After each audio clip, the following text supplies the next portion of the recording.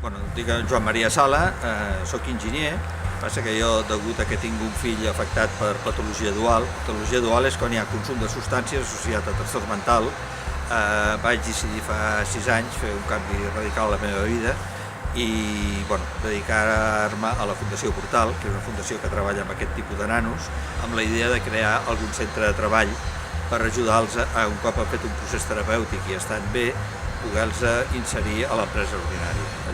Vam mirar diferents alternatives i al final vam decidir fer iogurts artesans, iogurts totalment naturals, sense cap tipus d'additiu ni conservant.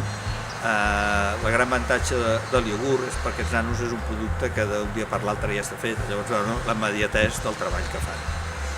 Nosaltres, el nostre producte es basa en la qualitat. La qualitat ve donada en aquest cas, per una banda, perquè treballem només en una granja, que és Cal Gris, una granja que està aquí al Berguedà, a 20 quilòmetres, i cada dia ens porten la llet i l'elaborem. Això ens permet no tenir que emmagatzemar llets, fer barreges de llets.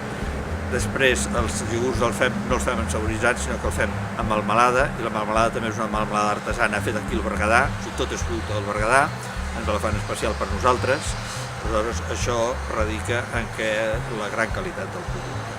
Nosaltres diem que el nostre producte és el millor producte artesanal del món, però realment és molt apreciat en el mercat.